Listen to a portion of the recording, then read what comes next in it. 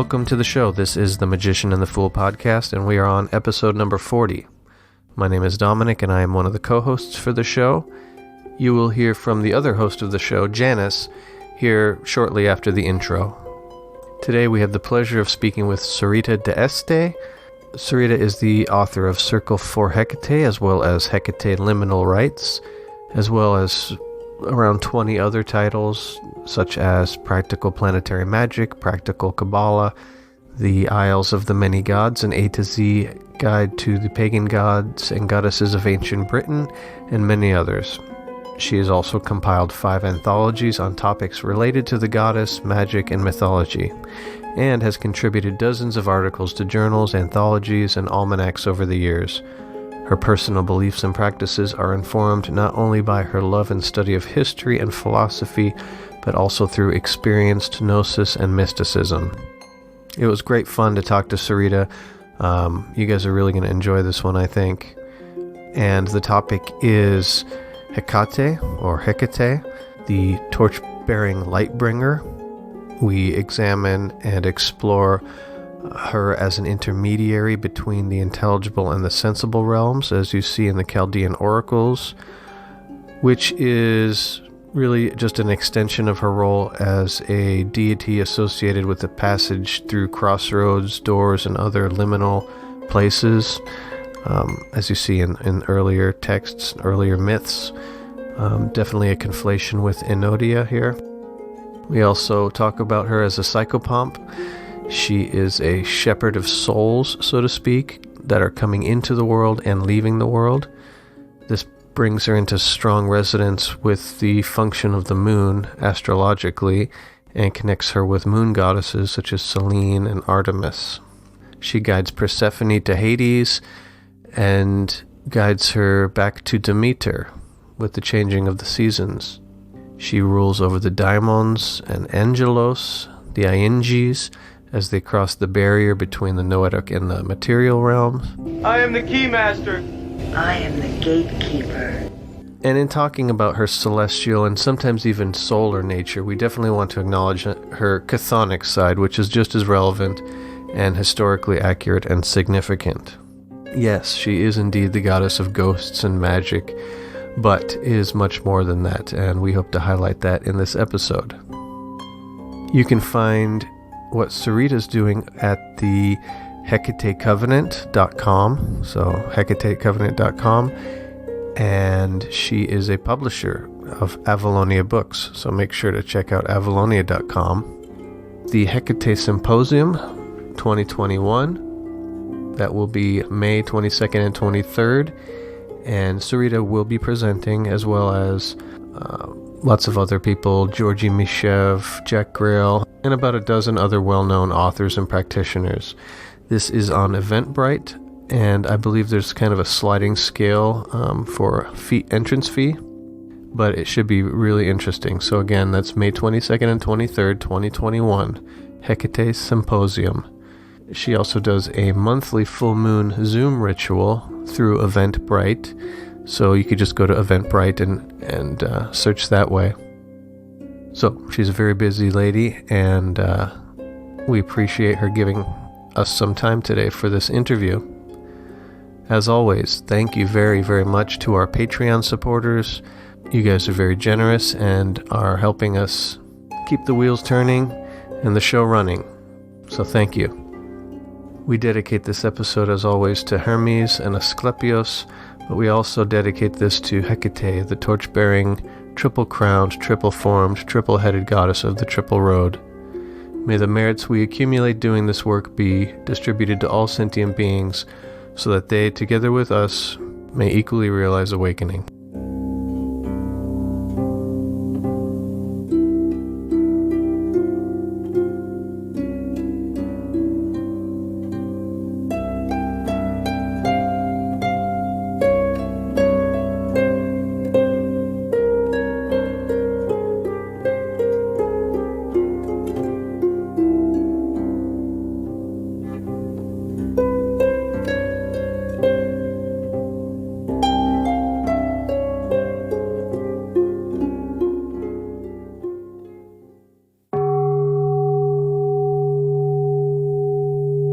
Welcome to the show, everyone. We are very excited and happy to finally have the beautiful Sorita D'este on the show with us. It's nice to see you in person on the Zoom call. Hi.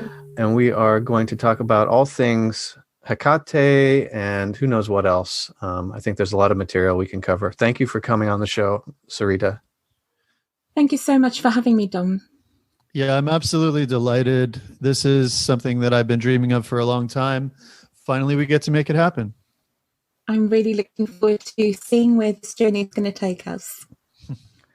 Cool. So, well, let's start with a little bit about you. I'm hoping our listeners know who you are. You've had a long career of writing. You're an author. You're a well-known practitioner. You're pretty outspoken on the internet to a degree, and you're a publisher. You have Avalonia Books, which is a great publishing house. A lot of excellent books that you've put out. Thank you. We recently had Christopher Plaisance on and talked about his excellent book that you published. A wonderful book, Evocating the Gods. It's a really, really good book. Yeah. So let's talk about how you got started briefly with the occult and with Hekate specifically. Okay. Or Hekate, however we want to pronounce it. I don't mind. I think she's with different accents and different pronunciations. I'm not that fixated on pronunciations, and I think that goes with being, speaking more than one language. I was born in Cape Town in South Africa, so I had a childhood in Africa, which I guess sets me aside a little bit from my peers in the UK. And my formal introduction to magic was through initiatory witchcraft. But that journey was a very interesting one and a very fantastic foundation for many things I've done in my life. But my path with that parted when I became more and more interested and more clear that I was a polytheist and that my work is more based on theurgy and sorcery than witchcraft. And I guess over the years that became more clear to me and more obvious, even though it probably was always there from the beginning. My initial work with initiatory witchcraft happened in South Africa, and that continued in the UK after I was here for a few years, and I started meeting people, and this is in the everybody having internet at home days when it wasn't so easy to meet people. So I've explored many different traditions within that. My previous magical partner and writing partner, David Rankin, and I did a lot of work together. He is very keen on the Kabbalah, so I learned a lot from him about Kabbalah and related topics. And I've just explored many different things. And over the years, the thing that has become most important to me is Hekate, which I think most people know because I'm constantly talking about her. But I'm not a monotheist. That's a misunderstanding. I'm not just a Hekate girl. I'm a polytheist, so there are other gods that I also honour and worship, and that I don't like the term in English, work with, but that are also gods that is part of my household and my temple that I have a regular relationship with. So for me, polytheism is very much where it's at this stage of my life. Who knows, in another 20 or 30 years, I might be doing something different. Because it's always difficult, I think, for us in this generation, because most of us are converts to magic or paganism or polytheism or whatever tradition we follow, because we weren't raised with that necessarily. I was very lucky to be raised in Africa, and in South Africa in particular, because it not only forced me to be multilingual. I speak English, but also Afrikaans and Xhosa. And I was raised within a kind of mostly Italian household or family, but also with Afrikaans relatives and friends and stuff like that. And the religious sides of Catholicism and Calvinism is so diverse, which is what I was, faced with as a child, but then also learning Xhosa, which is one of the indigenous languages, opened up all kinds of new possibilities and ideas. So I guess my introduction came in bits and bobs, which I guess is true for all of us, really. I didn't have a eureka moment. That's really interesting. So in terms of your family name, are you related to like the sort of nobles, the noble family from Italy that's also associated with the tarot? So that would be telling, right? So D'este is a pen name I write under for various reasons, because I was married more than once and my original maiden name is quite rare. And I wanted to kind of maintain some sense of anonymity. So I chose a name that is linked to my father's mother's family, which is linked to that family in turn. So there is a close connection. And I was completely unaware when I chose the name of the tarot connection.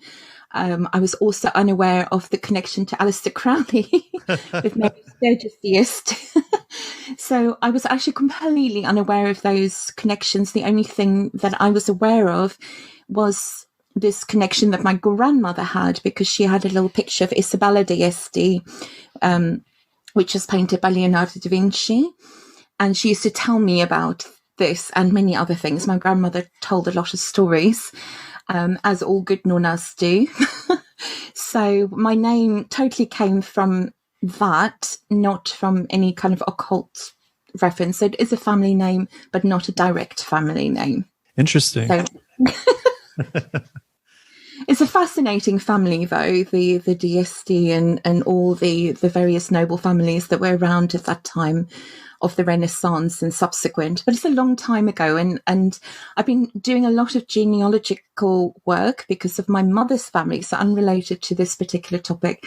And I think one thing I've come to understand is that the surnames that we have and the stories we tell each other about, our families and things is so vague, really, because all of us have so many surnames that, if we just go back to great-grandparent level, there's so many surnames that is us. And birth certificates is a very unreliable way of knowing who the father was. That's also true. That's very true. Okay, well, like you mentioned, you are constantly talking about Hekate. So we thought, what better person to have on? And side note, you also you put out quite a few books, but you have a great book on Artemis as well. I think that needs a little bit more attention. I really like that one. I'm working on a second edition of that. Oh, excellent. Awesome. Yeah, highly recommend that. And and I want to mention, because I watched it. Sorita, in my opinion, is really the person who's responsible for a lot of this huge surge of interest in Hekate. 10 years ago, 12, 15 years ago, she was, promoting these books, talking about this. She formed the Covenant of Hekate. In my opinion, the whole surge of intrigue and fascination with Hekate wouldn't be what it is without Sorita. I that's when we became online friends, and I watched it, and I've been supportive of it from the start because I've always had a passion for Hekate, even though these days I don't talk much about it because I'm a contrarian, and when things get popular, I step back. But it makes me happy that it's gotten big. But I believe this wonderful lady right here deserves the credit for that. Thank you. Thank you very much. Certainly, I started my first group to Hekate 20 years ago now. In April 2001, the group grew to a very specific number and volume that kind of, caused a lot of things to happen. And back then, it was impossible to get an icon of Hekate. So things certainly have changed. I'm not sure that I'm the only one that is responsible for that change. I know I've been, Hekate's cheerleader. I kind of need pom-poms. I've never done that. I wonder what it's like. It's probably quite different from shuriken. Different topic altogether, but the The movement certainly has grown and evolved a lot. And, a few years ago, you could see that things were just developing into so many different strands, and there's so many different teachers now, and so many. I mean, I joke frequently in recent months that Hekate seems to have become a goddess of literature because there's so many books about her now. I did a little anthology of her in 2006, which was the first one I was involved in. Before that, to my knowledge, there was only 3 books about her. And now there must be, I've lost track slightly, but there must be 20, 30 books about Hekate by different authors. There's colouring books, for her. There is, various kind of grimoire type books. And then, of course, the history books as well, which is mostly me at the moment. But there's some academics writing about her now. So much has changed. And it's very interesting to watch it from the inside, even if sometimes it does feel a little bit like, what is going on with this? It's amazing. It's amazing. And, I'm very, honoured or blessed to be part of that explosion, but it can sometimes be a little bit frightening to watch as well. Yeah, like we talked about beforehand, there's a lot of wackiness out there surrounding Hekate right now. She seems to be whatever you want her to be to a lot of people. They just kind of create their own version and run with it. Not all material out there is equally. No. And it can be very, very confusing, I think, for people that are starting their journey of exploration with her now, who's looking for information to work with and looking for material to rely on.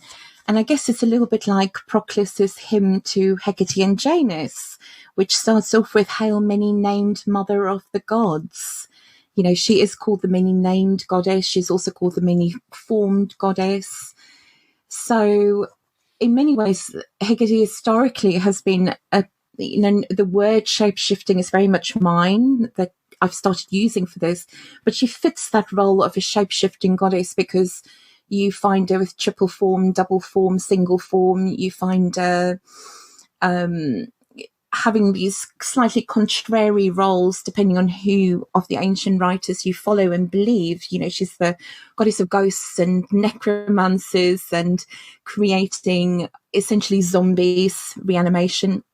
But she's also the mother of the gods. She's the goddess that is revered more by the gods than any other. So the gods are worshipping Hekate according to the theogony, for example. Zeus honors her.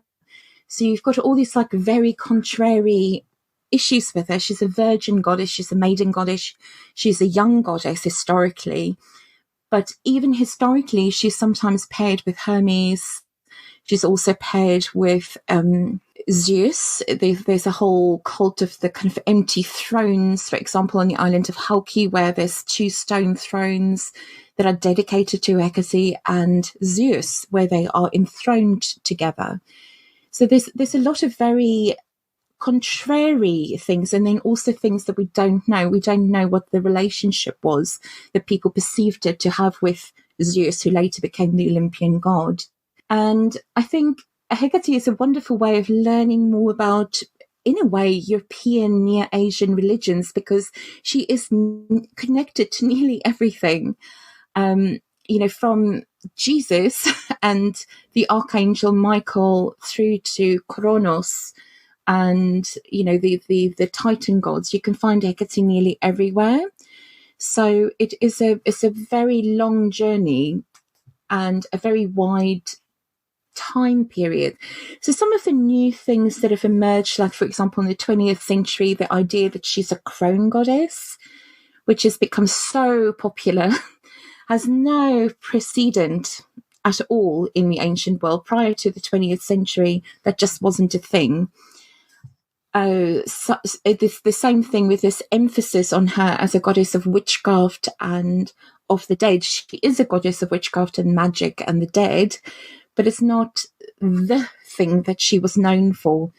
She was known for a lot of other things as well, like for example, as Korotropos, as the nursemaid to children, she's a goddess of agriculture. She's a goddess who is like a psychopomp. You find it in the Mysteries of Elefsi, of Eleusis, where she's leading and behind. She kind of follows and precedes Persephone on her yearly journey, but she also leads Demeter to Helios as part of that whole story. So she has these kind of positions of connecting.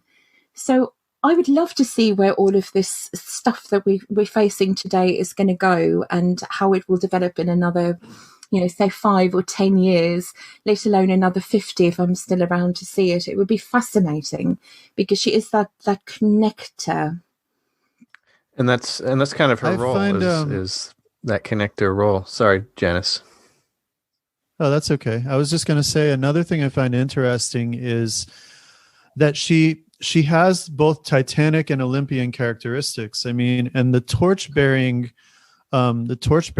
aspect of her, I mean, to me, that is almost a subtle nod to perhaps also the mysteries of Prometheus and Hephaestus and the Dioscuri and all those folks. I mean, it goes pretty deep, and there's a lot of connections. Yes.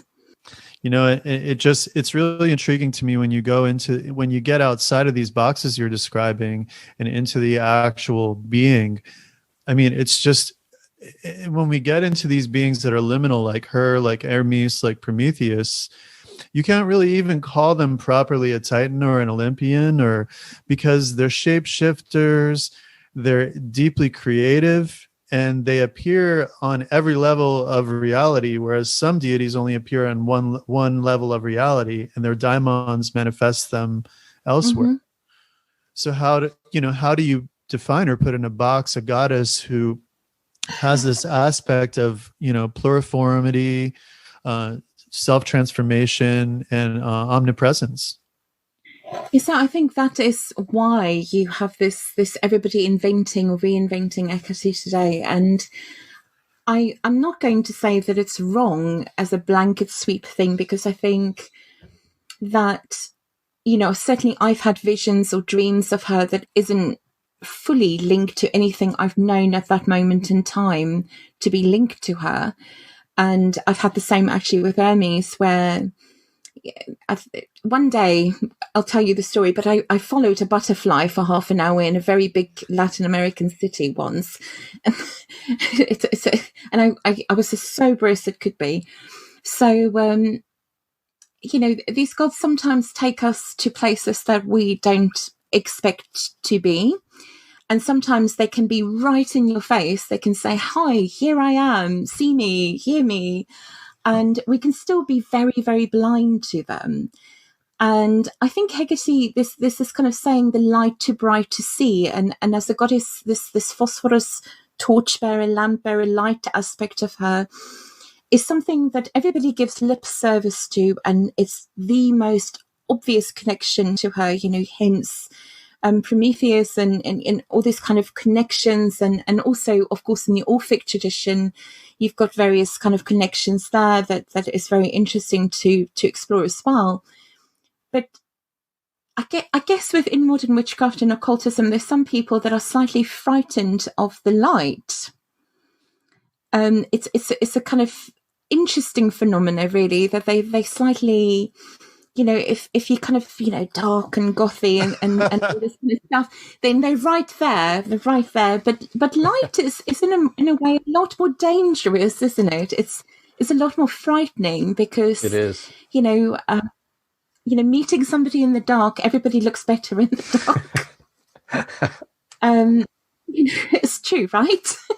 That leads right into her soteriological function, because the Soteres and Sotera are the light-bearing gods and goddesses, and they're the ones that actually upset the order. They really upset the order, yes. For people listening to this that don't know what we're talking about, you've got Lucifer, you've got the whole concept of light there. And of course, Lucifera is a title of Hekate when you move into the Roman world, when she's kind of merged with and very much closely linked to the cult of Diana. who is also Lucifera, and you've got that same thing. And I really think that is what upsets people so much, because a lot of people, I think, the very idea of having a very bright light shone on what you're doing and who you are and what you're surrounding yourself with is offensive to people, which is why when you try and say to people, hello, these are the facts, whether it's about Hekate or anything, in any part of our lives today, spiritual or mundane, if you shine a light on it and you say, this is the reality of it, often people don't want to know.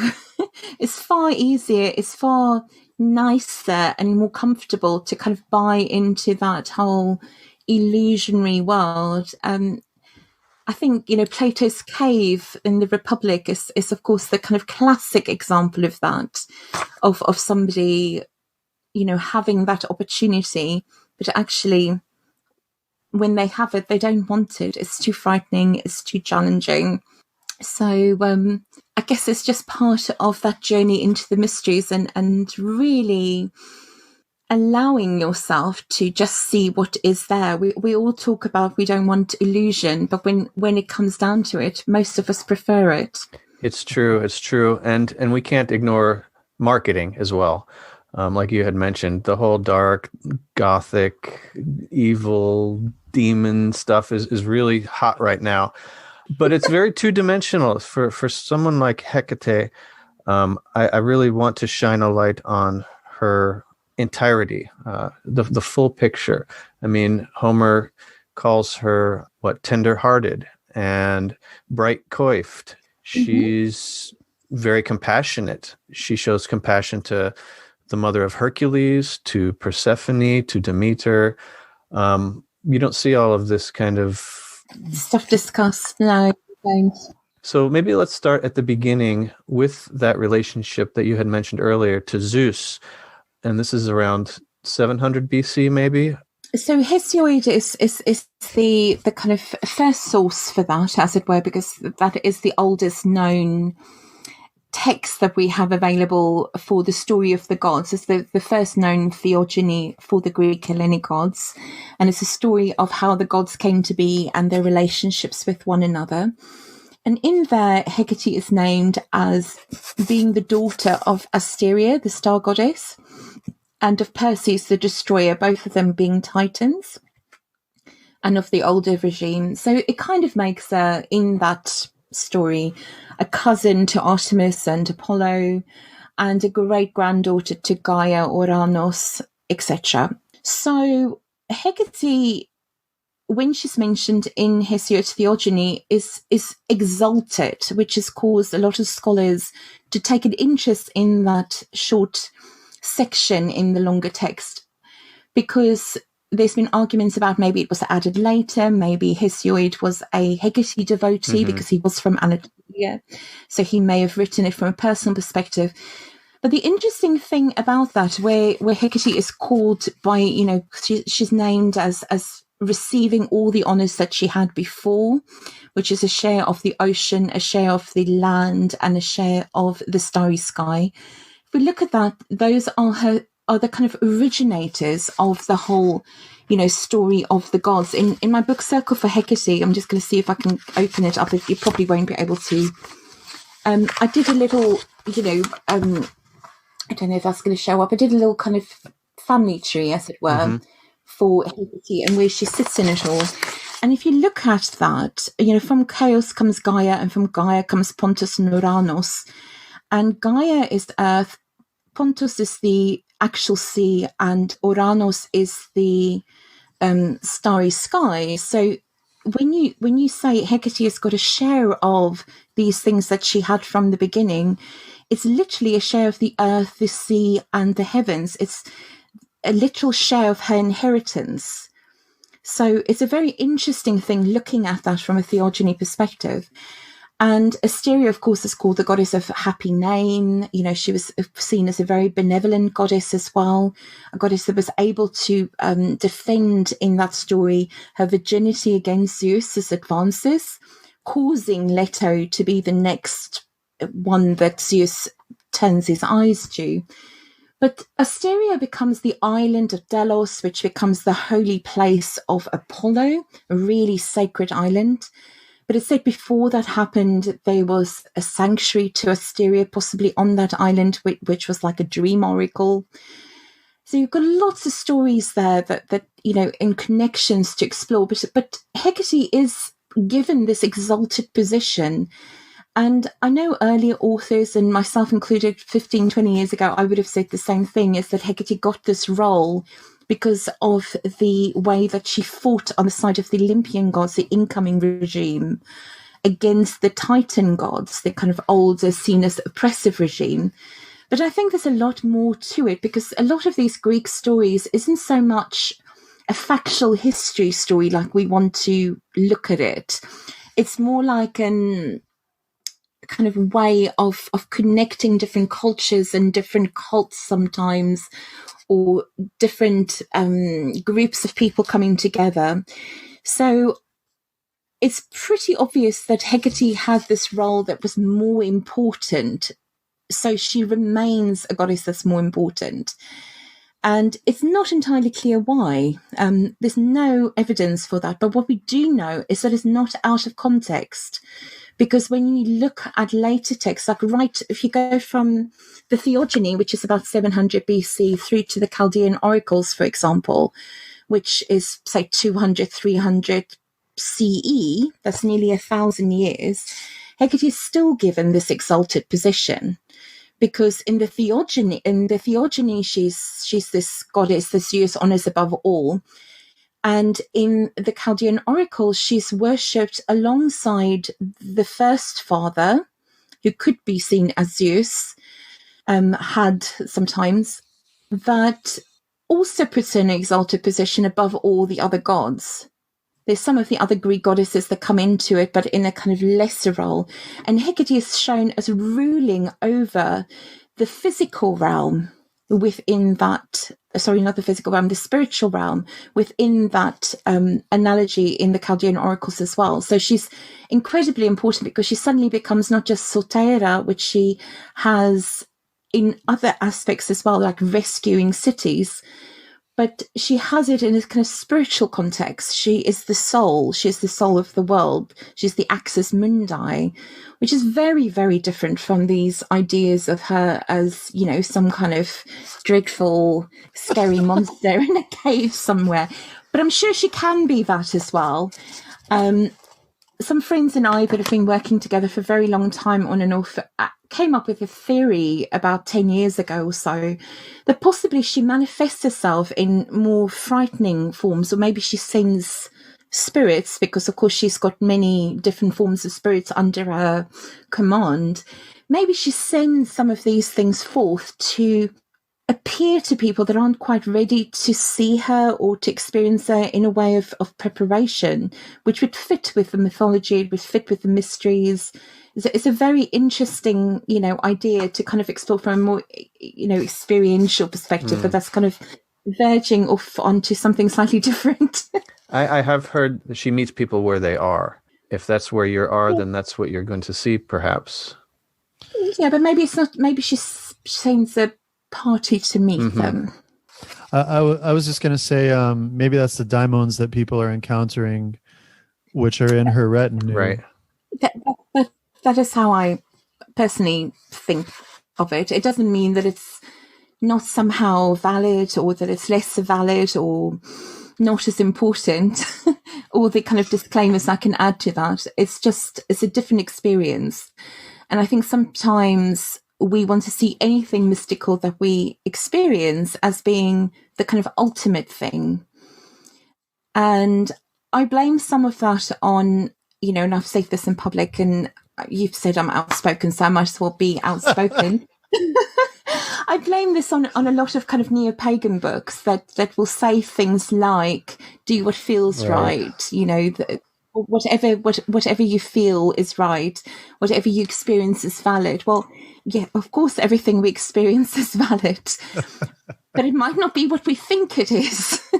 Because when it comes to the gods and the spiritual realms and anything associated with the occult and magic, one of the first things that we can learn from the stories that are out there so that we can avoid making those same mistakes is that things aren't always what they seem to be.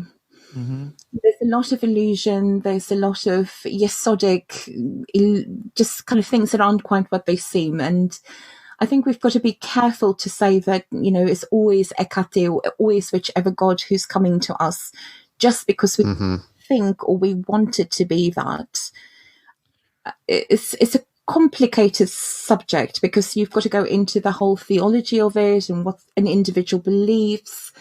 But I think it's not helpful to tell people, just do what feels right and whatever happens to you is valid and that's just what you're ready for. I think we need to start kind of implementing mechanisms for testing what we experience more often and to question what we're told more often as well. It doesn't matter, you should question what I'm saying right now, hopefully. And we should question what other people tell us more often because the world of the spiritual and especially the magical isn't always what it seems to be. There's a lot of illusionary stuff that we've got to fight through. That's true, and there's also there's also this sort of womb of the mind, the fluid barrier of the consciousness, and so we perceive everything through that mind, and so part of it is also being able to see through the veils of our own mind, which clothe things we experience in forms that we may be able to more easily interpret, according to our biases and desires and things like that. But I want to go backwards for a minute. I think what you're talking about really relates to, how can we really hope to totally grasp a goddess that on one hand, if we look at the Chaldean oracles, she has a hypercosmic and cosmic aspect because she extends through these realms and her girdle is the border between each of these realms. It's very Sophianic, really, in a very Gnostic sense. And yet on the other side of things, if we look at the historical aspect, she goes back, if you look at the European genome, it's composed of two main groups. And the group in the Mediterranean originates in the Near East, Asia Minor, Turkey, Bulgaria. And she seems to go back to the very early indigenous aboriginal origins of that haplogroup in that area and seems to be connected with like the mother of the beasts who's associated with the tree of life. Thus the world axis. So, I mean, for us to... That's something I think that's really important because a lot of people don't realize when they're looking at these triple formed, this is made by a friend of mine in Brazil, based on a historical thing, but this pillar in the middle that Hekate is often shown around is actually a really important part of these images. It's not just a convenient way of gluing three images together because this is the polos. It's the pole. So the whole tree cult, pole cult that you get with Asherah and with a lot of those Near Eastern deities is very, very present with Hekate. This is a very important point, Jana. Sorry, I'm interrupting. Oh, you can interrupt me all you like. We want to hear what you have to say. We can talk with each other anytime. It's you that's the treat. But yeah, I mean, so how, to presuppose that we understand anything about a being this vast and ancient, whether we're looking at it in the spatial sense of the universe or in the historical sense of literally human origins, I mean, it's inappropriate and irreverent. Although I know people don't intend to be impious, it really is a form of impiety. The sort of devil may care attitude. I'll define it as I choose. To the ancients, this would have been considered to be hubris. And maybe it still is. Right. Because I think, I sometimes try and look at these things from a kind of practical perspective. And I think there's several things going on with the modern movement. Some of that is just is a form of ignorance that goes with pop culture.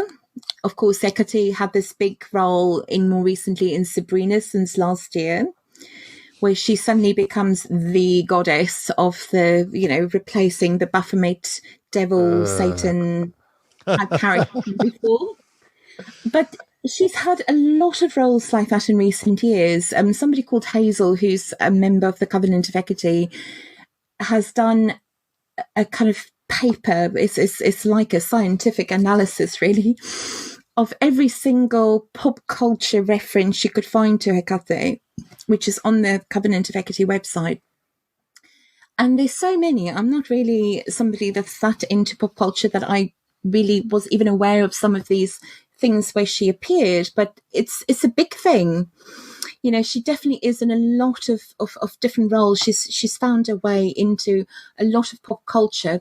So I think some of these misunderstandings and stuff is simply because people, their entrance point is no longer a book on the occult or an occult teacher. It's watching some pop culture cartoon or reading a comic book or playing a computer game, and there is Hecate. And so they understand her from that perspective rather than understanding her as maybe our generation did by reading the Homeric hymn or reading the Theogony or reading even Aleister Crowley would be an improvement on what we're faced with sometimes now.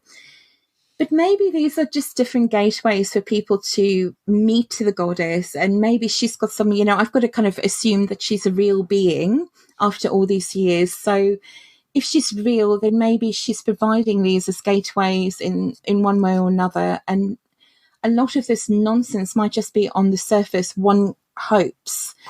On the other hand, I think there's a lot of kind of power craze, egotistical stuff going on where people feel that all you need to have Hecate appear to you in physical form in front of you right now is to recite some modern hymn you found somewhere online. And once you've recited this hymn and you say, hey, I want X, Y, and Z, she's just going to deliver it like that. So there's these kind of extremes to the kind of misunderstandings. And I don't quite understand why people think that you just need to do a ritual too, and then a god is going to be your best friend.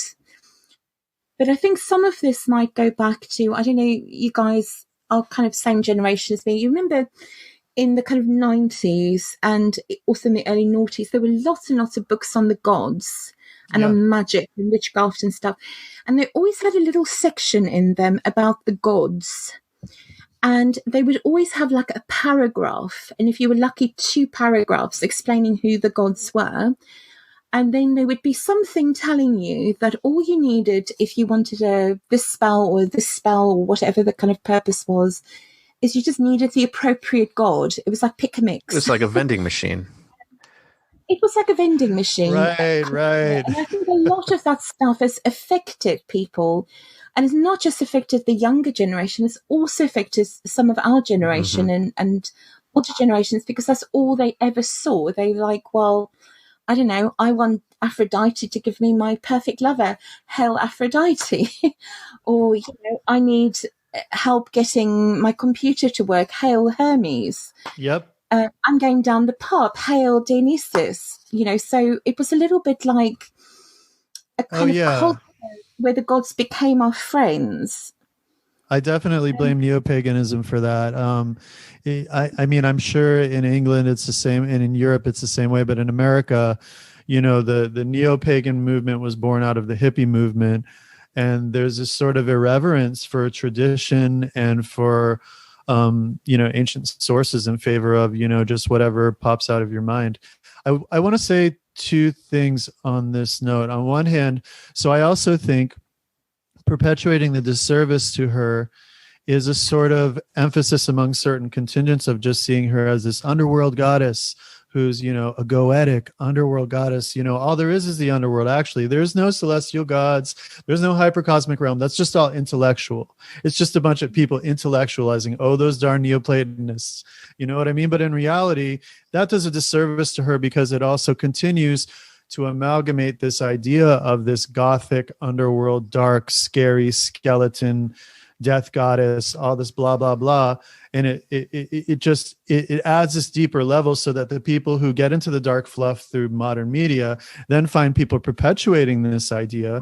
Oh, she's the goetic goddess, and then it just continues to actually act as an obstacle to genuine experience, to gnosis of Hekate. And on the other hand, I guess I do think perhaps that sometimes when we see an archetype reemerging in the collective consciousness in a dark way, that darkness may be an indication that of the deity emerging from us being less aware of that deity.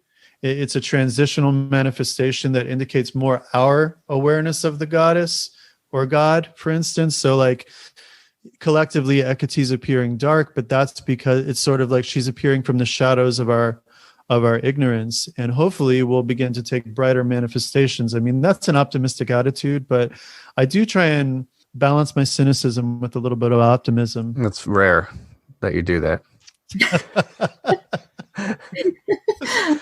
I was like, okay. I think I'm not going to comment on that. I don't know you well enough. Okay.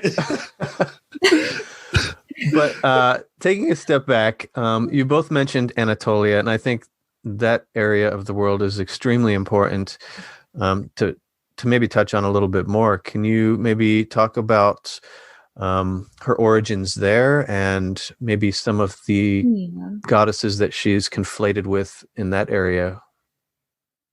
Yeah, so it's widely thought that Hecate's origins as a, goddess, or certainly her cult pre-Hellenic times, if you want, was probably focused around Anatolia, Caria in particular, which is the area kind of around Bodrum and inland from there. So it's not Istanbul necessarily, it's kind of lower down, but certainly she was also worshipped up into modern Turkey, Istanbul, and also in what is now the Balkans, some of which was part of Thrace. So that whole area, of course, Medea is from the Black Sea region, which is, above Anatolia, to the right of Thrace, to the right of Bulgaria, if you like.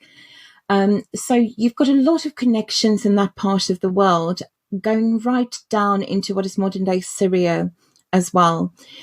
And in that region, we find the temple of Hekate in Legina near Stratonicia, which I was very lucky to visit about 5 years ago now. I was hoping to be back there last year, but everything in the world is on hold.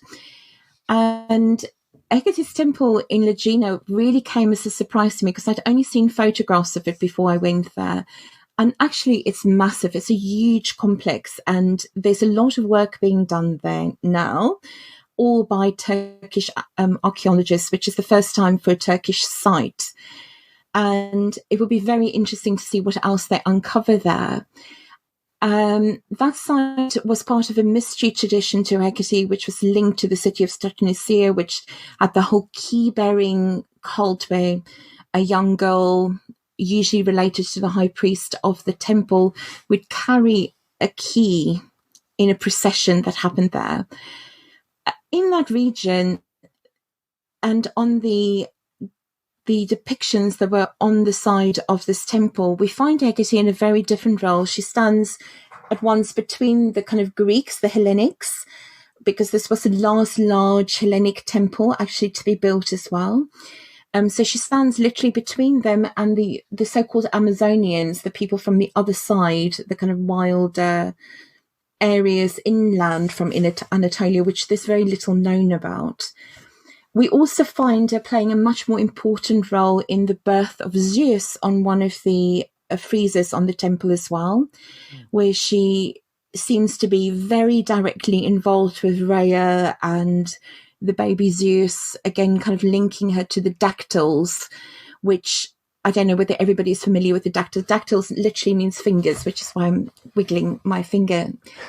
But they're kind of really interesting beings that kind of beat their drums in the cult of Kybele, and they were also linked to this Rhea cult thing with Zeus as a baby in Crete, where they were said to kind of make lots of noise, beating their shields and dancing and stomping their feet and doing all kinds of quite ecstatic things to mask the sound of the baby's Zeus crying.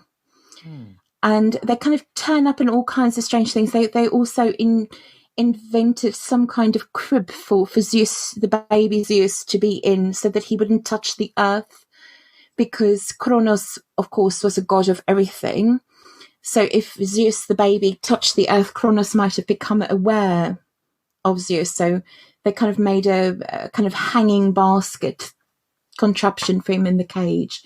So that they have a really important and interesting role. So they're kind of linked to Hecate there. There's also links to Apollo in the Anatolia region, where Hecate is frequently worshipped alongside Apollo.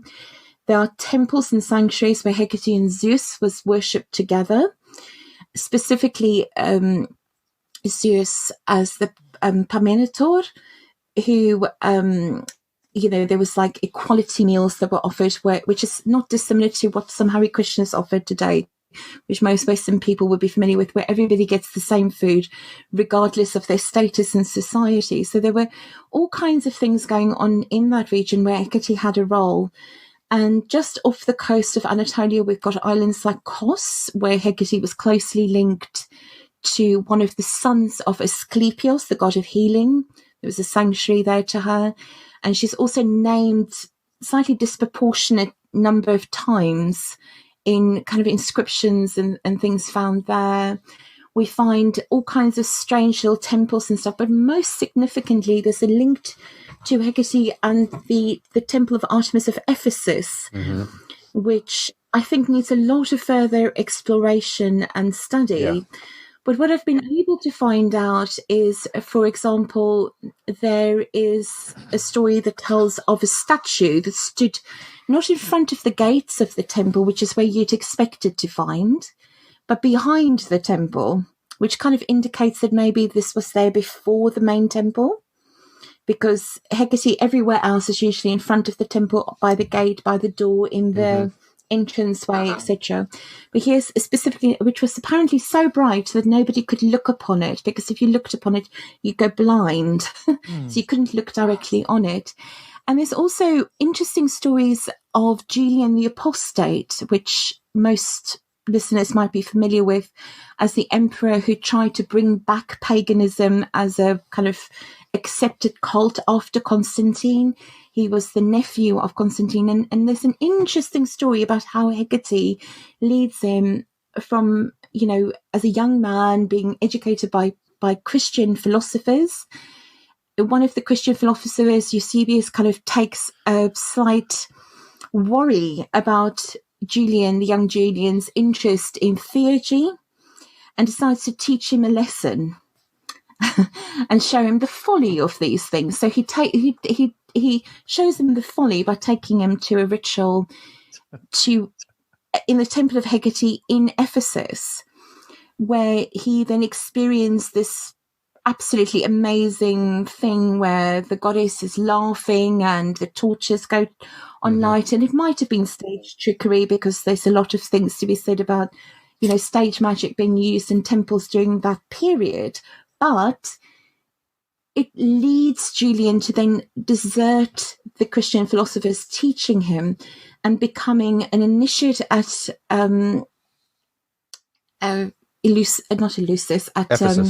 Ephesus, and then going on that journey of eventually becoming emperor of both the Western and Eastern realm of the Roman Empire, and trying to bring back paganism. And of course, that ended up in a lot of complete chaos for a few years. And he tried, but he had very similar things to say, about the paganism that was left over at the time. He thought a lot of it was very corrupt and very sad and very uninformed, and there's some of the things that he encountered wasn't necessarily what he thought it ought to be by the time Christianity had become a kind of national religion for a few years. So in that region, we also find, of course, the Phrygian great mother goddess, Cybele. And with Cybele, there's this mysterious connection to both Hecate and Hermes, where we often see depictions of the enthroned. I mean, I think everybody's familiar with the kind of seated Kybali with the lions on her throne. And often, instead of the lions, you'll find on the throne, on the sides of it, there'll be smaller depictions of both Hecate and Hermes flanking Kybali. Oh, wow. And you also find depictions on coins and medallions of Hecate and Hermes following and preceding Kybali when she's on her chariot. But there's no actual explanation for it. So it's like an interesting cult function of some sort that these gods had there. But there's no real mythological explanation for what Hermes and Hecate has to do with the cult of Kybali, because they're not in the stories, as it were. So there's a lot of things there to explore, and some scholars believe these days that Hecate possibly is a continuation of the cult of the Phrygian Great Mother, who is the Mountain Mother, the Potneutheron figure that we more often associate with Artemis. But of course, Artemis, especially in Anatolia, is so closely linked to Hecate. It's impossible to separate them properly. You've even got Apollo having the title of Hekatos, which is like a male version of Hecate in that region. So the connection between Apollo and Hecate and Apollo and Artemis then comes into question. There's some conflation, possibly of different cultures and stuff that isn't explained in mythology, but might be the reason why they're kind of linked as cousins. Sometimes cults diverge and new names or new epithets become more important. So I don't think we'll ever know unless there's new information on exactly what that origin was. But certainly there's a lot of really interesting things even today in that region of Turkey. For example, you've got a goddess called Shamaran, or a figure called Shamaran, who's very popular still in that kind of Carian, or what used to be the Carian region of Turkey. And she's this like serpentine goddess figure who people still have on. You can buy little trinkets with her on it, and they have statues in town squares to her, and you find her just everywhere. And she has some very interesting parallels to Hecate, of course, the serpent connection, but also various other, motherly connections, etc. So I think it's possible that is the origin of her cult, or certainly the oldest known evidence for her cult. But it is also possible that older origins might have existed in Crete, where you've got the Minoan, or so-called Minoan snake goddesses holding their snakes, which has a lot in common with Hecate. And you've also got the stories of Pasiphae being linked to Crete, which is, of course, the sister of Circe and Aeetes. And Aeetes, King Aeetes, is the father of Medea. So there's some interesting connections to Crete, and Caria has stories about people from the sea and stuff, and there used to be kind of tribes that lived on boats. There were traders and kind of moved goods between different islands in that region. So it might have been that they took the cult to that region. And it's also possible that it's got even older roots, either in Assyria, Mesopotamia. There's some very interesting parallels with Astarte, Ishtar.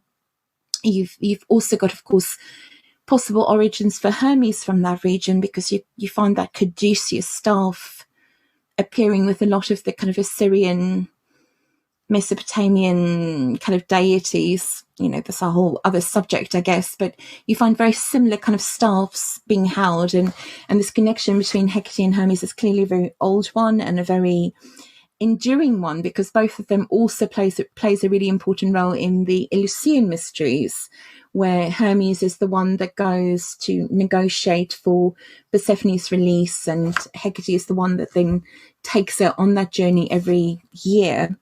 So there's a lot of connections there to explore, but also the Hittite cultures, and a lot more work is being done on translating the texts that have been found there. And I imagine more, source material will kind of emerge from that region as well. she's so vast and so multifunctional. I can kind of blabber on all day long. I can sit here and listen to you blabber all day long. That was a fascinating explanation and lesson. I went off on a few tangents there. I'm so sorry. We loved it. No, please. It's amazing. We want you to blabber all day. This is just, I mean, you can go down so many different routes with this. It's so intriguing. One of the problems that we've been faced with due to the effacement of the past by imperial Christianity, not original Christianity, but imperial Christianity, effacing the pre-Christian spirituality, is the fact that we don't, we have a lot of forensic evidence. We don't necessarily, though, have evidence of rites. We don't have evidence of how to perform rituals. I mean, it's rather scant. So what does a modern, you've done a lot of work on reconstructing a sort of cult of this goddess who deserves to be adored and respected and loved. And it's our hope that this podcast will assist in doing that. But what does that look like? What does the reconstruction of this reverential adoration look like in our era? So I think there's a lot of different people that are doing really good work on this. I should mention my friend Georgie Misheff, who's created a modern day stone built temple to Hekate and the gods associated with her from a Thracian Bulgarian perspective, which is absolutely amazing. I had the honor of going there before the temple was built and after, and the way that they're approaching it is very much in a kind of combination of Bulgarian folkloric stuff that have survived, and in that region a lot of things have survived in the Balkans, of course, mixed with Hellenic things and, their own ideas, but very much in an Orphic context.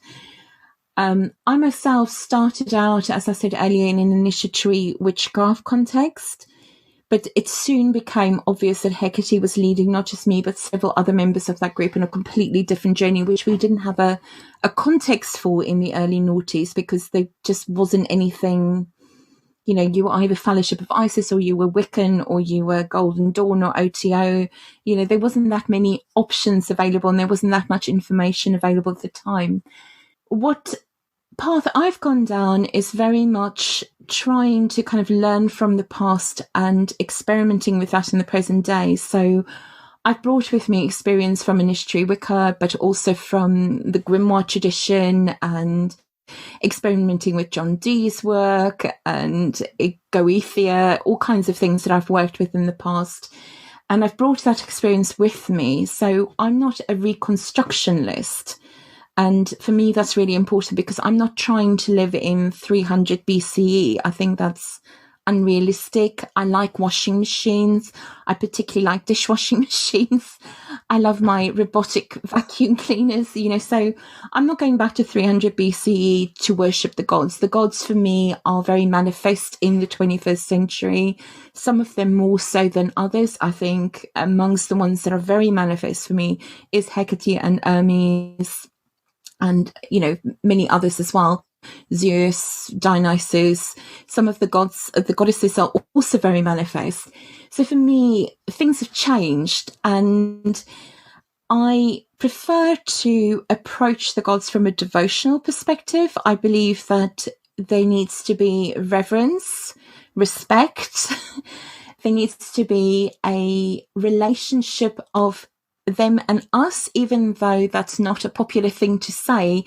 It's what works. If I wanted to get a corporate job in a very, very big company somewhere right now, I would still have to kind of think of the boss up there and me down here, and how am I going to work my way up? I'm not equal to the gods. I could never say that. I know some people are comfortable saying things like that, but I am not. So I approach it very much, I guess, from an Orphic perspective. Hymns like Hecate's, the hymn that Proclus had that I mentioned earlier to Hekate and Janus, the Orphic hymn to Hekate, even the Proto-Selene for any purpose in the Greek magical papyri, which is very much to Hecate, not Selene. Selene and Selene is very much equated to Hecate at that stage. They all probably sum up my approach to Hecate. If somebody is interested in understanding how I understand her, probably Proclus and the Orphic hymn would be the closest understanding I have of her after, 20 years of non-stop kind of trying to understand her.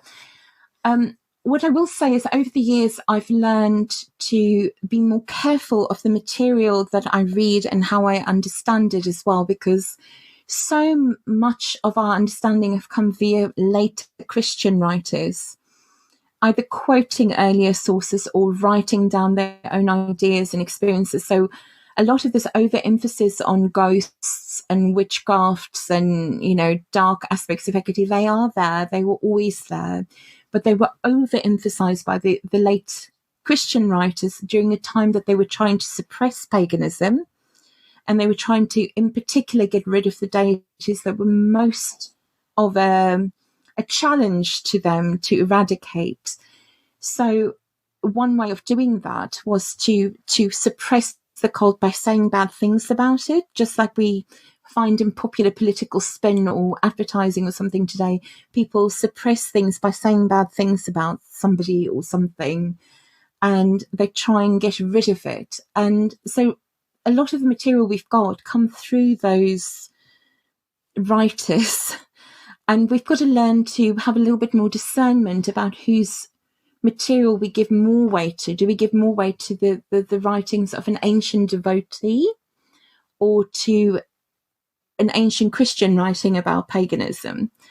And I think the same is true today is when we look at the books and stuff that we read. And today there's so many books available, not just on Hecate, but on everything. I think we should start asking, why is somebody writing this book, or why is somebody offering this course? Is it because they've got a connection to this deity or to this subject or to this tradition, or is it just because they're trying to, I guess, kind of prove a point, and that point might be to earn money from it, or it might be to kind of push a particular agenda? And I think there's a lot of importance that we have to apply today as modern practitioners of whichever tradition we define ourselves as, to try and, I guess, find our way through that maze of clutter mm-hmm. that really kind of, I think, messes with people's heads sometimes, because people can one can invest a lot of time and money into a particular route, only to find that actually that's not really what you wanted in the first place. So for me, the first step, even with some of the other traditions that I've experimented with, if I went back and did the same again, there would be that devotional aspect, that getting to know aspect would be far more important. For example, if I went back to working with the Goetia or with the Key of Solomon, that would be a bigger part of my work now than it was maybe 10 or 15 years ago, because I've learned the importance of sucking up to the boss. Yeah, I mean, for me, I think an 80 or 80-20 or 90-10, maybe 80% devotional, maybe 20% petition is kind of a good way to go, or even a 90-10, like I said. So yeah, I think you made a good point here. I think a useful metaphor, and maybe not so much a metaphor even, is when we think about the gods, we might want to think about the relationship of children to adults or humans to giants, and again, it's a metaphor, but it's not exactly a metaphor. Imagine if you encountered Hecate or other deities and you found that they were 20 stories tall. Would you still have this irreverent attitude toward them? You know what I mean? Or if you realize that you're like a child in your understanding, like you're maybe like a 3-year-old in understanding compared to their wisdom and insight and experience and age and power, would you still have this irreverent attitude, And I think that what devotion does is it also purifies our consciousness and awakens our spiritual perception, which enables us to more effectively communicate and interact with these beings. And so, people balk at this devotion because of their egoistic hubris. But really devotion has a practical aspect which aligns and attunes and purifies us. And the purificatory mysteries were an inherent component of the ancient mysteries. I totally agree with you. I think that I mentioned earlier about us being, most of us being converts to paganism or whichever tradition we name ourselves for. And the side effect of that is a lot of people, I think, have brought with them what I call a Christian hangover, where they think they ought to not do anything that is done in the Christian church. So being devotional or being religious is somehow bad because they equate badness with the church and they're reacting against that. And I think nothing can be further from the truth. I learned a lot from Christianity, and I continue to learn a lot from Christianity because Christianity is just a continuation in many ways of the cults of the temples in Rome and in Greece and in that whole area. It's a continuation. It's a very ancient tradition. I might not be a devotee of the one God or the Jesus figure or anything like that, but there's still value in that, just like there's value in, I learned the hard way a year and a half ago now to not disrespect a particular Greek goddess that I'm not very fond of. And it ended with me actually being electrocuted quite seriously by lightning. It's a long story. It happened at that temple in Bulgaria. Whoa. And I have 3 warnings, 3 times. It was a little bit biblical. I was warned. 3 times that same day that I was warned, don't say a bad thing about the wife of Zeus. And I was like, I don't like her. And it ended in me literally being thrown. I'm 5'8", I'm not tiny, but I was thrown backwards. Oh my God.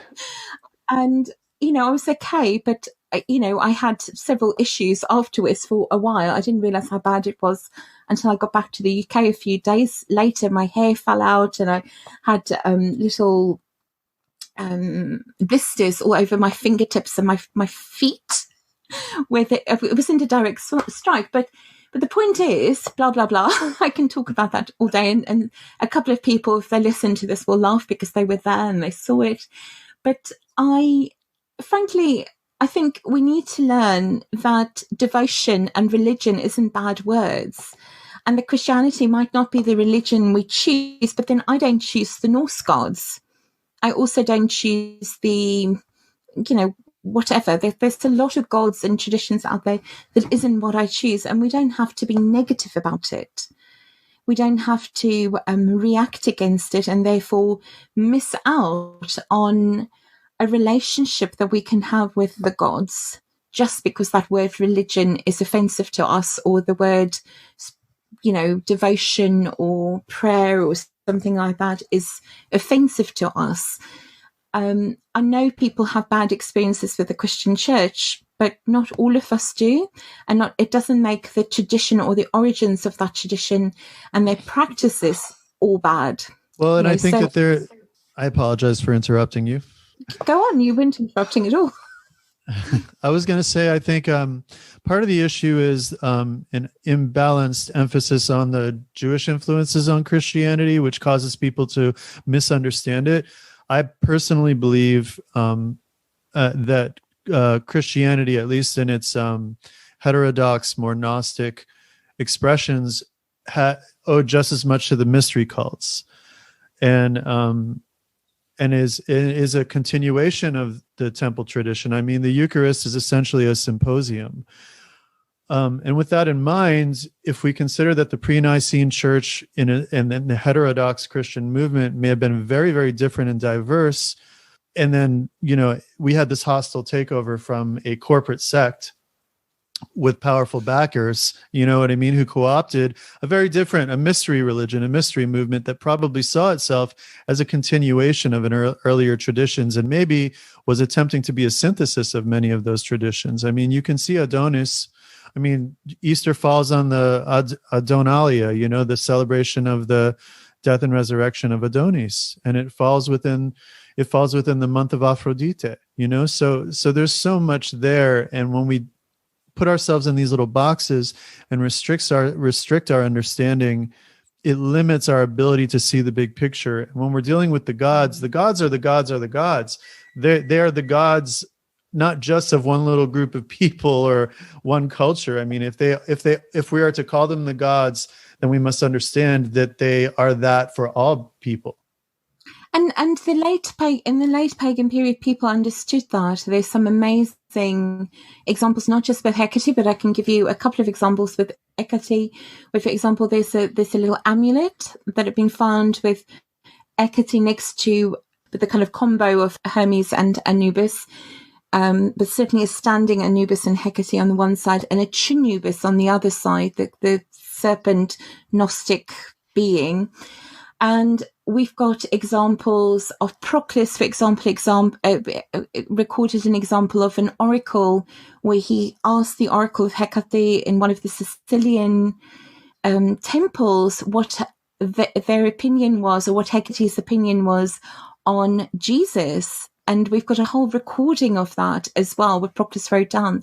So there's a lot of things that people accepted. If you're polytheistic, in particular, I think it's not a problem to accept that there are other gods too.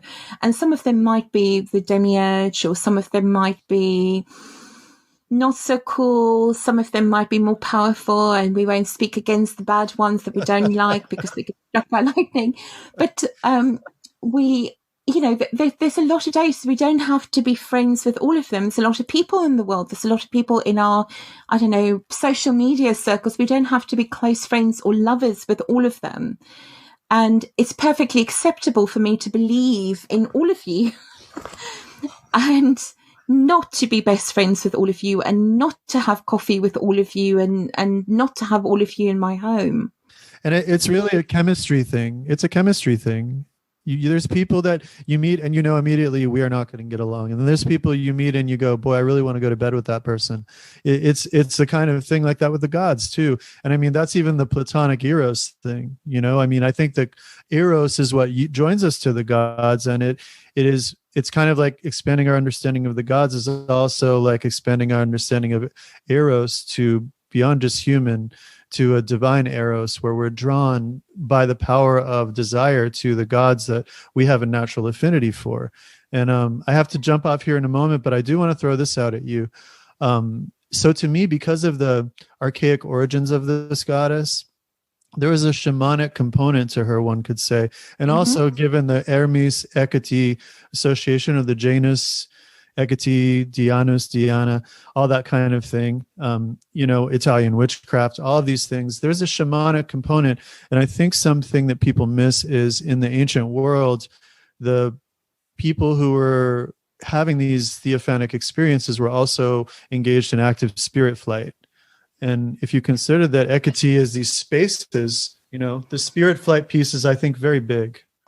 I think that is entirely true as well. I think there's a lot of things that people, I live in Glastonbury, which is a town full of people that explore all kinds of spiritualities. There's a lot of people that would call themselves shamanic here, but what they mean in most instances is that they're drawn to some Native American, usually North American tribal practice of some sort or something, sometimes South American, that's what they mean in most instances. Some people mean the Siberian, original context of it as well. But in reality, when we look at the gods of Greece and the kind of Europe in general, Anatolia, that whole region, Hekate is not the only goddess who shapeshifts, not just in having more than one form, but also sometimes having the heads of animals. You find the kind of animal-headed goddess where she's got a wolf head or a donkey head or a horse head or a snake head, etc. There's lots of heads associated with her. You find the same story I mentioned much earlier. The mother of Hekate, according to the theogony, is Asteria, the star goddess. But in the story of Zeus chasing her, and she shapeshifts into different forms until she eventually hits the water and becomes a floating island. But Zeus is doing the same thing. It's very similar to the story of Taliesin, being chased by Ceridwen in Wales, where they're also shape-shifting and kind of chasing each other across the landscape. And it's very shamanic because they run across the land, they fly through the sky, they shifting into different shapes. And you've got the same, of course, Apollo is sometimes the wolf god. And, lots of these gods have other forms. They're not these kind of white alabaster figures standing there kind of staring with big eyes. And, everybody knows now that those statues used to be painted in gaudy colours. But those images, those kind of classic images that we've got of the Greek and Roman gods, isn't the whole story. These images are just symbolic forms that people could, represent, but people that grew up in those cultures and with those stories knew more about them than we could possibly know today, because they had those daily experiences from childhood and the stories that they would have heard from friends and family because they didn't have Netflix.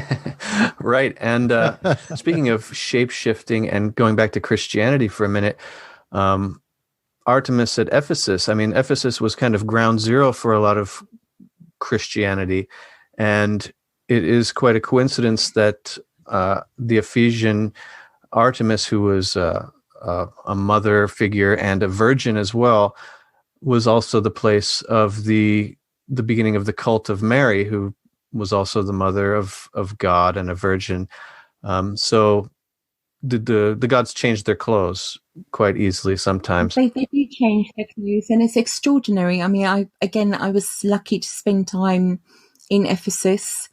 I stayed in Selçuk for a few days and went to the old city, but also to what remains, which is not very much, of the Temple of Ephesus. In fact, a lot of tourists never go there. They think they've been to the Temple of Artemis when they've been to the city of the city of Ephesus. But we had a bit of a kind of strange journey there. My partner is a Buddhist and a completely familiar with traveling in kind of weird and wonderful ways, and insisted that we traveled as much as possible overland and avoiding kind of flying and stuff like this. So we kind of had lots and lots of adventures as a result, and was traveling with my son, who was 7 years and very autistic, very classically autistic and disabled. So we had the situation of traveling with this child, and it made it very difficult because he was completely incapable of speech at the time. And when we were finishing at the Temple of Artemis, we asked our taxi driver to take us to the house of the Virgin Mary, which is another kind of big attraction if people go to Ephesus. Not everybody makes it up there, but a lot of tour parties have a way to go up there. And it's actually a very long distance from the city of Ephesus, the archaeological site, and the city of Selçuk, which is closer to where the Temple of Artemis of Ephesus is. So this taxi driver didn't speak very much English at all, and he was Muslim. And, he kind of understood what we wanted because, of course, he's taking tourists everywhere. And he actually stopped halfway on this mountain road that has clearly been it's like a motorway going up just to this house of the Virgin Mary, which is quite a modern thing in this particular mountain location in Ephesus. But halfway up, he stopped to point us to some caves. Probably because he assumed we were a couple with a child and we might want more children. And he started trying to explain to us that this is where women go when they want to pray. They don't go up to the house of the Virgin Mary, but local women still went to this cave to pray to the Virgin so that they could have more children. If they had problems, with their pregnancies or with getting pregnant, this is where they would go. And there's a big statue of the Virgin Mary halfway up the mountain. We got to stop there, and he was like, pray to her. It's like, I don't want any more children, it's okay. But it was a really interesting experience, kind of traveling up with this local taxi driver rather than with one of the tourist services. And up at the house of the Virgin Mary, it was extraordinary, the amount of people that were up there, and just thousands, if not tens of thousands of little strips of paper that, I've got a photograph of it somewhere, But strips of paper where everybody's leaving their prayers, which is very, very reminiscent of people leaving votive offerings, really. Because if you looked at some of them, which you could do because they were just pinned to this wall, the English ones that I could understand, it was all kind of, do this for me and then I'll do this for you. If you do this for me, I'll do this for you. And it's like, isn't that bargaining? And of course, that's exactly what people went to for when they were trying to approach Artemis of Ephesus. She was a goddess of childbirth. She was a goddess of children and pregnancies, even though she was a virgin goddess. It's this kind of strange, I don't know, like thing that is difficult to understand, I guess. Well, the connection with the moon has always been kind of a connection with childbirth, and she's conflated with Hekate, who's also the nurse and the midwife. And Artemis was the midwife for Apollo, right? Yes, yeah, which is strange. But also sometimes Aletheia, which is the goddess that's sometimes thought to be Hekate, is this one of the goddesses that went there to assist in the birth as well with Artemis. So there's a lot of kind of connections between Artemis and Hekate that sometimes makes them very hard to distinguish which is which. Yeah. Not always, but sometimes it's incredibly difficult to know exactly which goddess are you looking at. I've got a frieze from a temple that a friend of mine gifted me, that she found when she visited some museum somewhere, and she kind of travelled back with this enormous thing. And it's Hekate, but it's also Artemis. It's Hekate with a dog, but it's Artemis because there's a deer that's ahead of them. It's Hekate because she's got a long tunic on rather than the short one, which we associate with the hunting tunic of Artemis, but she's got a quiver. So there's a lot of overlap. There's a lot of overlap. For me, it's interesting that the more that I immerse myself in that, the less concerned I am about it, and the more comfortable I am with it. Years ago, that would have really confused me and bothered me.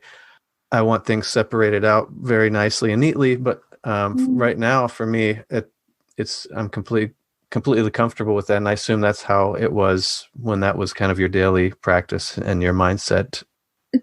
Totally. I think one thing, I mean, I'm a polytheist. I definitely don't believe all the gods are the same, but I think what we've got today is the names of a deity that sometimes had more than one name. So Hekate would have been Inidia, the goddess of the roads, but she would also be called Anthropos, the goddess, the nursemaid of children and of the young, including animals like dogs.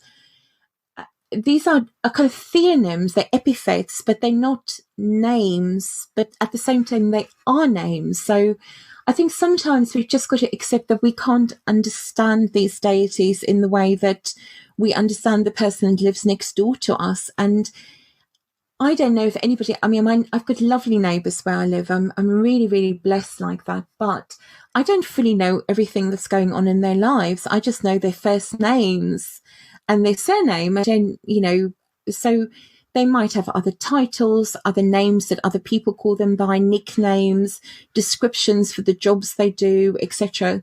And the same is true of the gods, except they've existed for thousands of years. So they've accumulated more of these names, more of these descriptions, more of these functions that they've fulfilled. So I'm the same. I don't think that we've got to limit ourselves to thinking that there's clear-cut ways that we can understand it.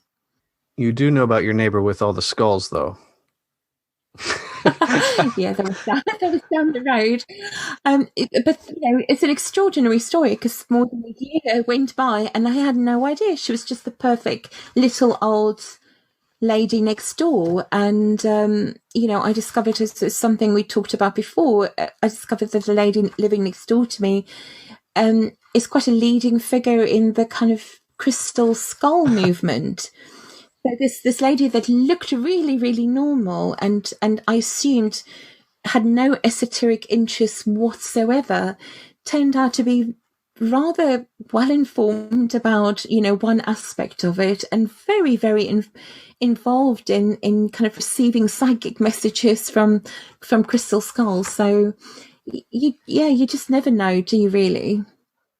I did want to talk about before we start wrapping up. One of my favorite versions of Hekate is we touched on it earlier, the Chaldean oracle, more of a cosmic mother figure, really.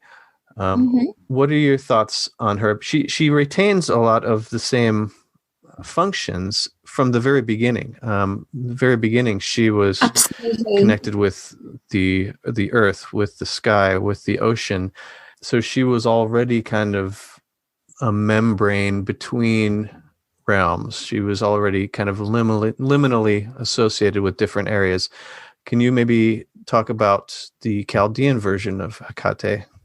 Yeah, so the Chaldean universe is kind of divided into kind of three main realms, if you want. So the imperial world, you've got Hadit, or Had, the first father, and you've got the kind of Chaldean triad at that point, the great gods, which is the first father and Hekate, and the second father. But then you've also got the implaceables, which is the Aingis, the Sinichis, the Tilakai, and the ungirdling membrane that kind of separates the whole thing. And there's a kind of lot to that. And then you've got the first material world, where you've got much more of like a Hecate ruling it, and all those kinds of things coming into it.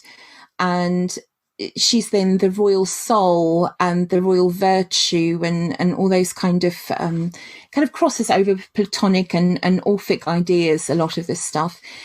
And then you've got the second material world, which is kind of ruled by the second father. So Hecate is like, again, she's the connector between the first father and the second father, if you like. But it's such a big subject, because you've got to kind of read all those different texts and stuff to understand the theology of it, because it's not straight Hellenic ideas. It's the same names. It's a little bit like Orphism, where you've got the same deities but a slightly different story with Dionysus and stuff like that. So it's a lot more complicated for people that are only familiar with the Hellenic worldview. So in the Chaldean oracles and in the Chaldean universe, you've got this kind of 3x3 concept, which of course then also ties in with Hecate being three-formed and all these things as well. But the realm of the soul is ruled by Hecate. So you've got this world in between the first and the second father that is very much the realm of Hecate. And it's a little bit like the astral, was Jane is saying that earlier, I think. It's a little bit like the astral world. I don't remember. He may that? have. It sounds like something he would say. Okay, so it's a little bit like the astral world, and Hecate functions as a kind of, I guess, as a membrane between spirit and matter. So it's a very, very different idea than what you've got in the kind of Hellenic or in the Anatolian worlds, but at the same time she maintains a lot of the very much the same qualities. And there's 7 levels, for example, in the imperial world, which is interesting, because you can kind of look at that 7 Chaldean worlds. It's like 2 × 3 + 1, which again kind of brings in all kinds of interesting symbolism, but it also brings in lots of stuff from, Orphism, Neoplatonism. It's a huge subject, but Hecate has this role within that as the royal soul, as the soul of the world. And without her, in a way, the universe doesn't exist. So it's a fascinating idea. And for me, the idea that is presented in the Chaldean universe is not that different from what I said earlier, that is actually presented in the Theogony, where you've also got Zeus honoring Hecate above all others. You've got this reference that the immortal gods are honoring her above all others as well. So it's a very different perspective, but I think a really important perspective as well. Absolutely. Thank you for doing that. I know we could probably make a whole show on that topic alone. It's huge. without explaining each little bit of it, it kind of ends up being quite confusing, I think. Totally. And it's super fascinating, though. So I wanted to make sure we touched on it because it is an important part of this whole Hekate picture. I mean, for anybody interested in the Platonic intelligible world, for example, that's very similar, I think, to the Empyrean world in the Chaldean oracle. So you kind of have to, I don't know, like with everything, you've sometimes got to just read it all to kind of put the pieces together. Okay. Thank you. Agreed. So I do want to cover one or two more things, and then we'll wrap up. I want to be respectful of your time. The symbol of Hekate that you see very often nowadays, I think you wrote an article about it at one point. I know exactly what you're going to ask me. I know what you're going to ask me. You're going to ask me about the Aingus. So there's this Strophalos of Hecate idea, which is this symbol with a kind of labyrinthy type thing and a starry, sunny symbol in the center. And a lot of people call it the Hecate wheel. So a lot of people have started calling this the Strophalos of Hecate or the Aingus of Hecate. And it seems to be a completely modern equation to Hecate. There's a lot of Mycenaean and Minoan little metal decoration discs with something similar to this, labyrinth-like symbols on it, which we don't know the actual meaning for, but it might be to do with the Minos bull story, or it might just be a decoration. We don't really know. And certainly some of them represent this image of Hecate that has now become this Hecate's wheel thing. It's a nice symbol. It doesn't mean anything to me personally, but it means a lot to a lot of people. So it has become a modern symbol of Hecate, and I believe that we can create symbols. I've created symbols. Nothing wrong with that. But calling it the Strophalos of Hecate or the Aingus of Hecate is misleading, because Hecate did have this wheel that the Theurges worked with. Now, I've got this one here in my office, which actually this was sold as an exercising device. If you want to work up, but I found it in a flea market, believe it or not, and I love it because it's made from this like silver metal. It's quite heavy. But this is the one I've got in my office. I work with ones made from wood mostly, but this is probably what the Aingus of Hecate would have been, which is a spinning disc that, you know, may or may not have had inscriptions on it or wording or decorations. Certainly the wooden ones I have got decorations, but the way it works is you kind of, some people would be familiar with them as children's toys, as whirlywigs. You kind of wind them up like this and then you kind of spin them, and the kind of, some of them will make a sound when they spin. This one is quite silent because it wasn't made for that purpose. But you know, if you think about it in terms of things like the Buddhist prayer wheels, is how I use the ones myself. And it was said that the Theurges use them to invoke Hecate. And that's how I use, not this one, but the ones I have in my temple. So you just spin it, and it literally just I don't know if it's very visible on camera, but it just spins over and over and over again. And it's quite a meditative, trance-invoking thing to use. You can sit like this for a very long time. And when you've got one that makes a sound, they kind of whir. So the wooden ones that I've made myself, it really whirs. So it emits this kind of high frequency sound, which is quite interesting because that's described. And this tool is also associated with Eros and Aphrodite. And in the case of Eros, he uses it to incite lust between two people. And then Jason. And Jason as well with Medea, yeah. Right. So he's for love magic as well. But with Hecate specifically named as a tool used by the Theurges to make her appear and to create that kind of connection with her. I mean, like I said, this one in particular is not, for me, this is not a ritual object. It's kind of a bit of an oddity because it's just silver and, you know, was sold as an exercising, and it is actually really, really heavy.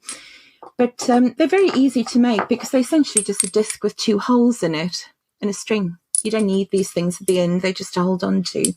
I find them very, very useful to kind of write invocations on, or, particular sigils or something I want to empower. And it can just be really, really interesting kind of sitting and doing this motion, because kind of our physical bodies is also part of our magic, and theurgy and sorcery, I think, is a really important part that is sometimes overlooked in favour of just thinking about things rather than doing things, and rather than moving. So this kind of forces you into this trance-like state. And the strophalos, in addition to being a spinning object, is sometimes said to also be a ball with a stone in the centre, which is kind of flung, more similar to maybe a bull roarer that is still used sometimes, again, as a toy these days, but was used for kind of weather magic and for invocations. Do you believe that type was what Proclus was using? It sounds more like what Proclus was using is the kind of ball. And again, it's not impossible to kind of reproduce that today. I've got a couple of objects that I've repurposed for that kind of work. Cool.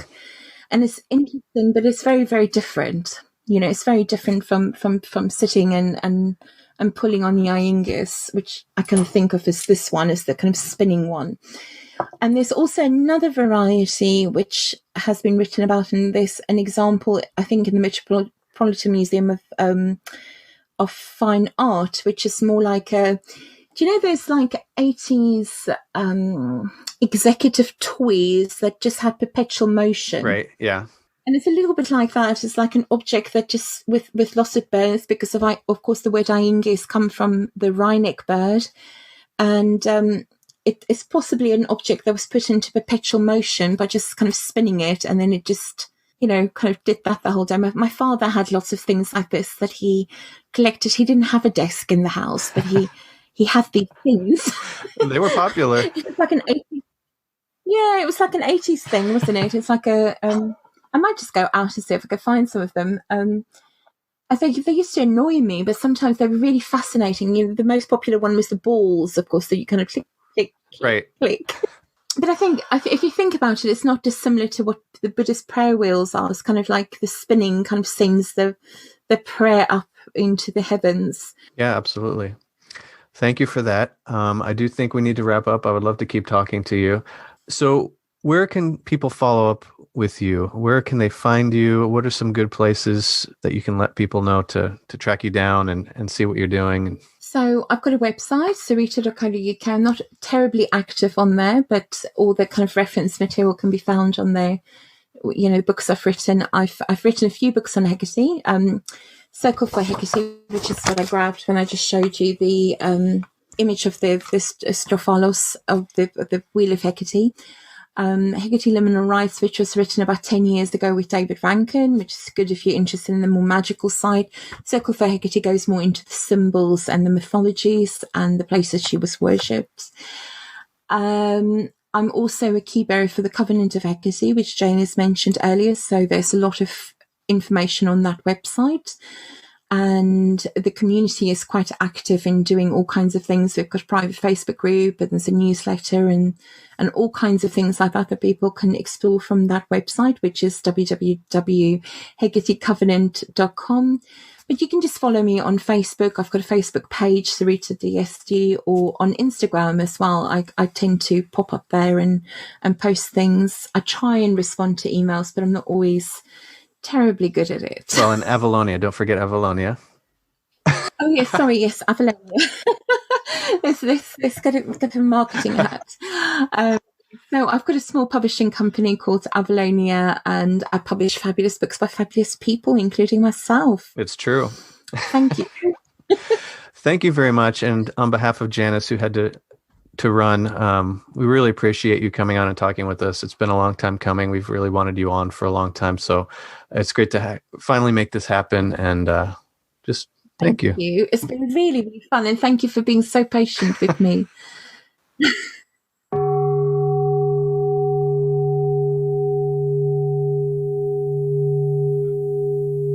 Okay, that was Sorita D'este. Boy, what a treat it was having her on. What a powerhouse, a tour de force of a human being. I have so much respect for her. She has done major work. right now Hecate is in vogue. And I think that's a good thing in some ways, because the people who are sincere in their aspiration may make contact with something genuine. But we can really thank Sorita for most of the heavy lifting. I mean, yes, there are some important voices coming out nowadays, putting forth some historically based work on Hecate that deserve respect and appreciation. However, it's Sorita that 10, 12, 15 years ago was putting this word out, was forming this organization, was putting these books out. It was her who had this passion, this enthusiasm. And, you see it reflected in the breadth and depth of her knowledge. There's something about her that speaks to me that says, this is somebody who's made contact with the gods. This is not somebody who's play acting a role. This is somebody who has made some kind of sincere, quote unquote, Gnostic contact. And I think that is immeasurably valuable. And I really want to see her get the credit she deserves for the contribution she's made and for the foundation she's built, which is turning into a sort of a renaissance of interest in the goddess Hekate. But unfortunately, since we're in the information age, all information in our age has a shadow. So people also have to be able to distinguish. They have to develop the skill to distinguish between the misinformation, which is largely born out of the neo-pagan movement and its false ideas about Hecate, which can be traced back to Gerald Gardner and brought before him Aleister Crowley. Unfortunately, though, this spread got popularized in the 60s, had another boost in the 90s and noughties, and now we have a new generation of people spouting the maiden mother crone stuff. All I can do to say to them is recommend Sorita's works, recommend her Sacred Fires, as well as Liminal Rites and the other excellent work that Sorita has put forth. Her publishing house, Avalonia, has consistently put forth very high quality books. I mean, her book on Thoth by Leslie Jackson that Sorita published is excellent. In terms of sophiology, the book The Cosmic Shekinah, another fantastic book. Her book on Artemis, also excellent. I can't say enough positive things about her. She's cool. And so many of these people are, I'm sorry, but they're dorks. They have no social skills. They're play acting and LARPing magic. It's not what magic's about. These are sacred mysteries. These are mysteries of the divine beings. They're transformational in nature. I mean, they're not for people sitting and playing World of Warcraft for 12 hours a day. And this is part of the problem with the internet age. So we need to get back to this orientation of piety towards the divine. And I think that we're dealing with a person who understands that. Well, I can't follow that. There's nothing more I could really add. Janice has had a few glasses of wine and it's loosened up a little and telling it how it is. But I wouldn't say it's not true at all. But yeah, in all honesty and in all seriousness, brilliant author, scholar. She balances very well the scholarly with the practical, like we tend to kind of veer in that direction. And having said that, we're going to move into the book selection for the week, or for the episode. This one is going to be on me. It's Hecate Soteria by Sarah Iles Johnson. And it should be a given that this is in your library if you're interested in this topic and this subject matter. If you don't have it, I would recommend highly that you get it. This is an extremely pertinent work which highlights the Middle Platonic Chaldean Hecate mostly, but compares and contrasts this understanding and particular reverence of the Titan with earlier myths and understandings of her nature and function. The author discusses in depth Hecate's role as guide and intermediary, the connections to the moon, her cosmic womb, her role as ensoler and enlivener, the Anima Mundi, and it isn't a stretch to find common ground here with Barbello and Sophia. The book talks about the Theurgia magic associated with this deity, the Inix wheels, and Ainges, which is directly relevant to anyone interested in the Woques Magicae. It talks about her epiphanies and much more. So it's really all about contextualizing in order to construct a strong foundation that can then be built upon. It's a very thorough book. It will give you a very thorough understanding and look at this goddess from a classical perspective. And, you know, then you can go from there with the information. But it's good to educate yourself, especially if you're going to be out there. I see people talking about this goddess out on the interwebs, and they actually don't know anything about her. They've kind of created some idea from maybe a TV show or who knows where else, and they don't know anything about her history. So Sorita's books are an excellent place to start. And then I would say Sarah Iles Johnson, who has many other excellent books that she's written that we won't get into now, but you might want to check her out as well. So that's the book, Hekate Soteria, Soteira. Yeah, and I just want to echo that. I mean, Sarah Iles Johnson's book is sort of the gold standard. You need to read this book if you want to understand E40. Don't worry about internet personalities. Don't worry about internet groups. Don't worry about what's cool and what's not cool. Don't worry about TV shows. You're talking about a sacred being, a divine being, a holy being, a being that is also grave in terms of her antiquity and her ancientness. You need to understand her properly if you're going to approach her and have any genuine experience. This book will definitely provide that. Can't recommend it enough. It is one of the best on the subject ever written. Okay. And having said that, we just want to thank you once again for all the support and for your listenership throughout the years. We love you guys. Appreciate you guys. Thankful for you guys. And, you know, I realize we cut loose a little bit on this outro, but we the fact that we're cutting loose is not because we want to tear into anyone in particular. You know, we're not trying to be the savage dragon or anything. What we're trying to do is say, look, these things require piety. I understand that that's not a popular concept in today's culture. There's a sort of celebrated irreverence, which really, I think, arises from the secular space. This is incompatible with true experience and interaction with and congress with the divine. If you want to expand your life and have these experiences of the numinous, then you must learn to cultivate a healthy amount of appreciation and respect for these beings of such great antiquity. We have to change our perspective. We have to change the way we look at these things if we want to be able to get anything out of the experience beyond an ego stroking. I mean, if you want to masturbate, you can do that without any of this.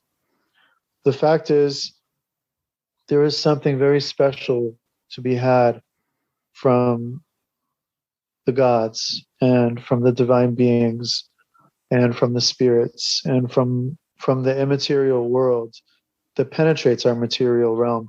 But you're not going to get there if you don't have the proper orientation and attitude. And so when you hear us become frustrated, it's primarily because of irreverence and because of vain ideas which are incompatible. And also, you know, unfortunately, in America, we deal with a lot of Protestant evangelical conditioning that limits people mentally also. So there is also that component. There's so much more we could go into on this subject. Might be a good idea to have an episode about it sometime. But the takeaway I want to leave with everyone here is, if you're going to approach Hekate, first thing I would do is empty your mind of all of your preconceptions, return to historical sources, use those as a basis, and then start small, stay humble, move slowly, be patient, and be respectful. Okay, you can find us on YouTube and iTunes and blah, blah, blah, blah, blah, blah, blah. So find us in all those places, and we'll see you in the next episode.